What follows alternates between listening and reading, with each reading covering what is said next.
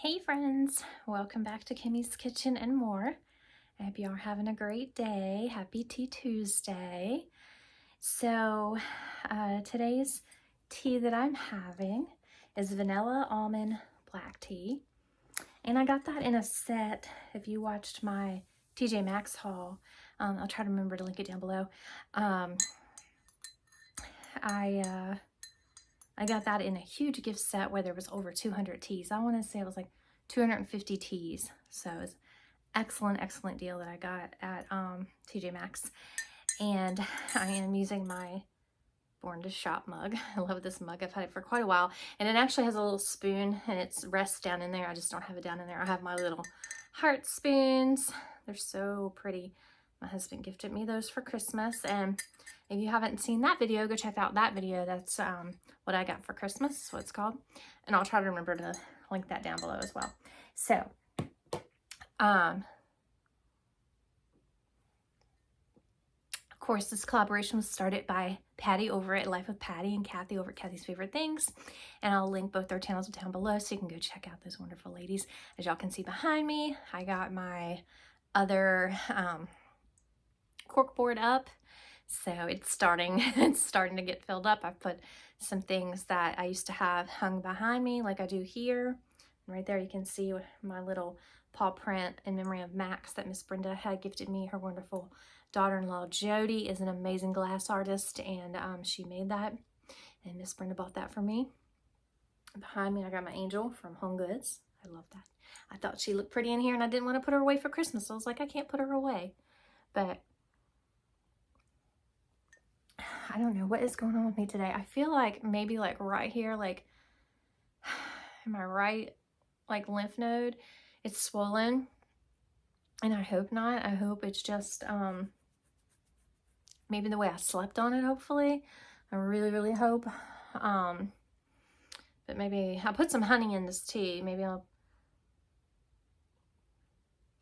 take a little medicine. Maybe some Aleve. I'm not a big medicine person, but maybe I'll take a little pain reliever to see if that helps it. But I'm pre-recording this. Y'all know how I roll. I pre-record a lot of videos because I have a busy life and I don't know what I'll be doing that particular day, and I may not be able to get it done or get it uploaded in time the way that our internet's been. Speaking of which, actually on Tuesday, the cable company is supposed to come and work on our internet. So hopefully they get the problem alleviated because it has not been for a while. And it's not just us, it's our neighbors too. So it makes it really difficult when, you know, people in this particular household work from home. So, and homeschool, all that stuff, you know. If we were just, you know, maybe a family who were just home in the evenings and, you know, whatever, but, you know, it's different. Hold on one second, guys. My husband texts me. Instead of stopping my phone, I'm gonna text him back from my watch. There we go. So today's Tea Tuesday, I'm going to talk about how my son and my daughter and I, we found the home to a dog who followed us home. We went for a walk, and it was about a week and a half before Christmas. And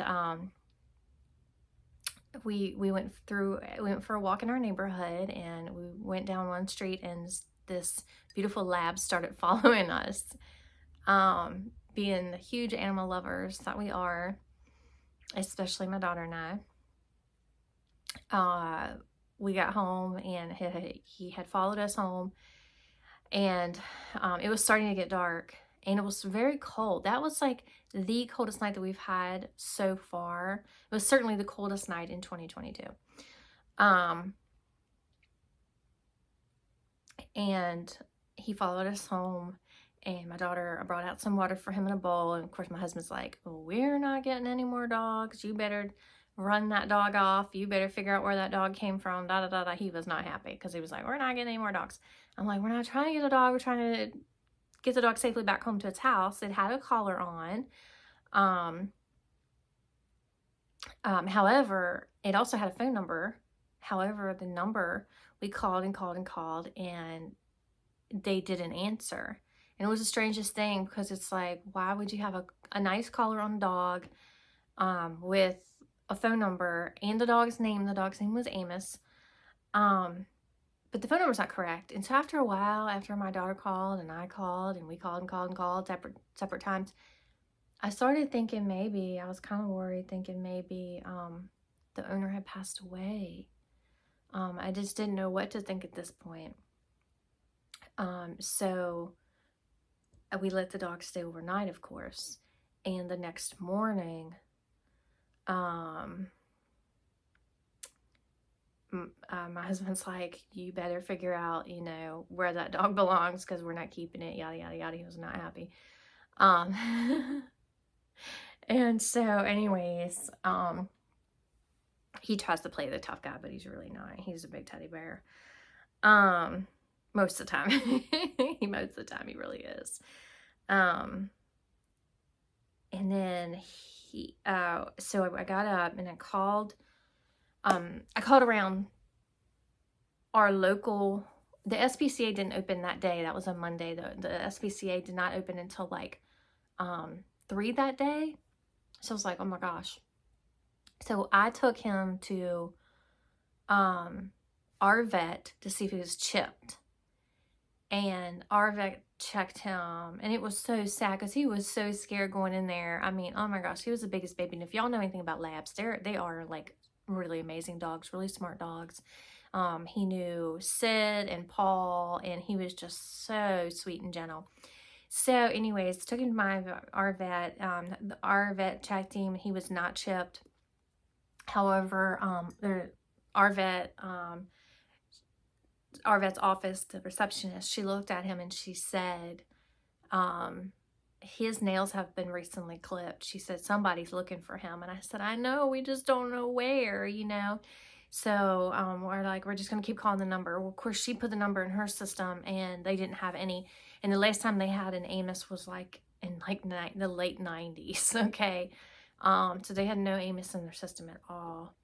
So I'm thinking, what could have happened? So in my mind, I'm thinking, does somebody come in town during, like, right, you know, before Christmas and stay, and then, like, just left their dog? Like, I was trying to think of all different scenarios that it just possibly could have been.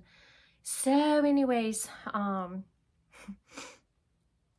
called 3 vets, 2 here and 1, of course, we had already taken him to ours. My daughter and I, we'd taken him to ours. Oh, and he was so smart. Like, he just jumped in the back of my SUV like it wasn't nothing. My daughter opened up the trunk, and the back end of the SUV. She goes, come on, Amos. And him and her were just sitting in the car, and I got in the car, and I'm like, she's like, he just jumped in. So I was like, okay, he's used to this. And I figured probably, you know, it's probably at one point he was probably a hunting dog, you know, because a lot of people around here have labs for hunting dogs in North Carolina. So I was like, okay. So we already knew how smart he was, you know, and how he was, you know, well taken care of. We just could not figure out where is the owner and why aren't they answering this number. And I was thinking, did the owners go on vacation? And, you know, because it's right before Christmas.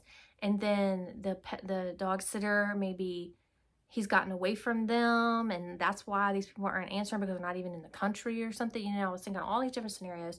Like I said, I called the 2 local vets besides taking him to our vet. No one had that number in their system, didn't recognize the number, didn't have the number system.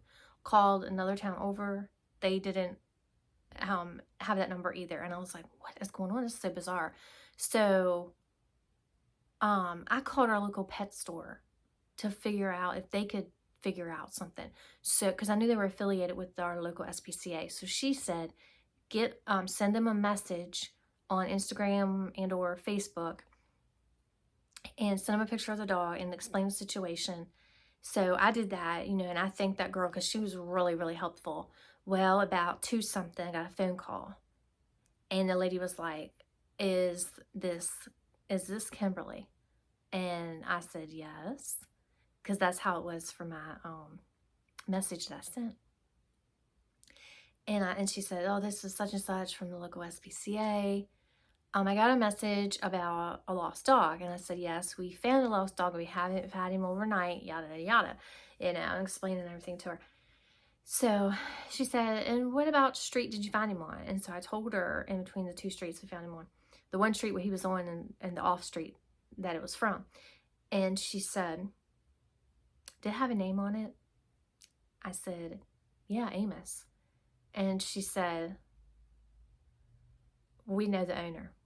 I said, you do?